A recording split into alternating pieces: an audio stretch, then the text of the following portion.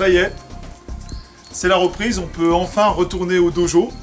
Donc pour le moment présent, l'entrée se fera par l'entrée principale du bâtiment.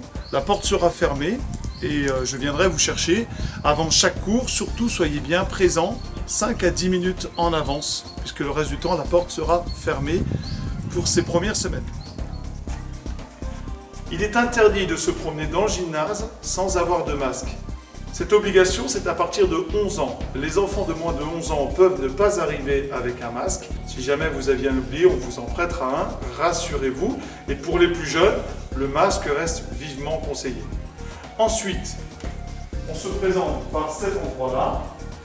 On va éviter de prendre l'ascenseur. On va éviter de passer par la gauche avec les portes poussoirs. Et on vient systématiquement prendre un petit peu de gel hydroalcoolique pour bien frictionner avant de rentrer dans l'enceinte du dojo. Nous vous rappelons que les vestiaires ne sont pas accessibles au public.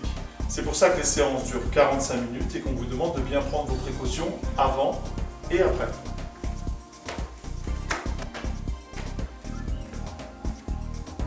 Lorsque vous arrivez, les portes sont grandes ouvertes, à la fois pour aérer le dojo, mais également pour éviter de manipuler tous les mêmes poignets ou les mêmes grands barreaux. Une fois arrivé, les emplacements au sol ont été identifiés pour poser son sac, ses affaires, mais également reposer son masque. On essaie de ne pas mettre par terre, mais de mettre plutôt dans son sac ou dans ses affaires. De la même manière, tout le mobilier a été protégé, a été identifié pour épurer la surface et éviter tous les contacts.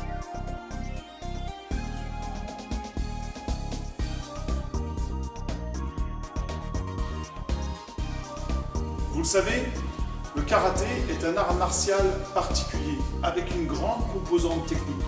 Les katas, les kyons, mais également pour le combat, plus de 50% de la pratique consiste dans le perfectionnement, l'apprentissage des techniques, des tactiques, le conditionnement physique, le travail mental, etc. et ne nécessite pas forcément un partenaire. Donc nous avons pu parfaitement, que ce soit à distance, en plein air ou aujourd'hui sur le tatami, continuer une pratique quasiment normale de notre art martial et surtout de continuer à prendre du plaisir et à progresser. La réglementation veut 4 mètres carrés par pratiquant.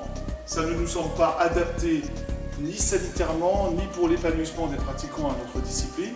Nous avons donc identifié plus de 20 zones de 9 mètres carrés, ce qui permet à chaque pratiquant de pouvoir pratiquer ses exercices de combat, le kata, ou pour les gens, les filles qui pratiquent le body karaté, d'avoir un espace d'évolution suffisamment ample. Lors des entraînements, toutes les fenêtres, toutes les portes sont grandes ouvertes pour permettre au bâtiment d'avoir un maximum d'aération.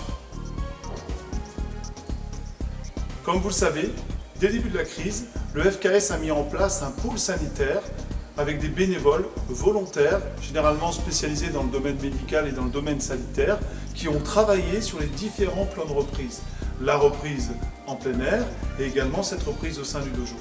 Différents protocoles sanitaires ont été mis en place et proposés à la ville pour permettre cette reprise. Cette équipe de volontaires continue à veiller quotidiennement au bon déroulement des cours et font évoluer les différents protocoles en fonction de l'évolution de la réglementation et des pratiques. Les tatamis, les sols, les poignées, les objets sont régulièrement nettoyés par l'équipe du pôle sanitaire et par moi-même et nous sommes en capacité de former des bénévoles, des parents qui voudraient nous donner un coup de main sur ces missions-là. Avec 20 surfaces identifiées, nous sommes en capacité d'accueillir 9 pratiquants plus l'entraîneur sur une première séance, puis après un battement de 15 minutes, enchaîner avec une deuxième séance pour 10 autres pratiquants qui évolueront sur une autre surface qui n'aura jamais été exploitée. Ça facilite considérablement les cycles de nettoyage.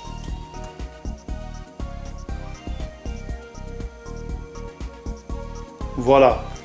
Je vous rappelle que c'est très simple pour participer aux cours qui sont limités à 10 personnes par séance. Vous recevez chaque semaine de la part du club un mail qui vous donne les liens de connexion pour les différents cours. Il suffit de marquer votre nom et de bien vérifier qu'il n'y a bien que 9 personnes inscrites nous ne pourrons pas accueillir plus de 9 personnes par cours. Surtout si vous n'êtes pas inscrit et qu'il y a déjà 9 participants, ne venez pas, nous serons contraints de vous refuser. Par contre, contactez-nous, peut-être que nous pourrons vous proposer d'autres entraînements ou bien nous veillerons à ce que vous soyez prioritaire pour la semaine suivante. Bien entendu, les différentes pratiques qui se font au centre de karaté continuent à se faire pieds nus. Cela dit, dans cette période un petit peu particulière, on autorise ceux qui le souhaitent à pouvoir venir s'entraîner en chaussettes ou bien, pourquoi pas, d'utiliser certains types de chaussons, tels les chaussons de taekwondo ou autres, qui pourraient aller sur ce type de surface. De même, pour les pratiques de sport santé, pour les pratiques de body karaté, pour tous les exercices qui auront lieu au sol, ceux qui le souhaitent peuvent arriver également, en plus, avec un tapis de sol. Par une simple capture d'écran de vos inscriptions sur Doodle, le pôle sanitaire sera en mesure de mettre en place une traçabilité de toutes les personnes présentes aux différents entraînements. Ainsi, si une personne devait contracter le Covid-19, il sera très facile pour nous d'en alerter tous les autres pratiquants qui se seraient entraînés avec elle au dojo. Une fois l'entraînement terminé, le pratiquant récupère ses affaires, récupère son masque. Systématiquement, avant de partir, on se nettoie les mains au gel hydroalcoolique. Le départ se fait par l'escalier extérieur du centre de karaté.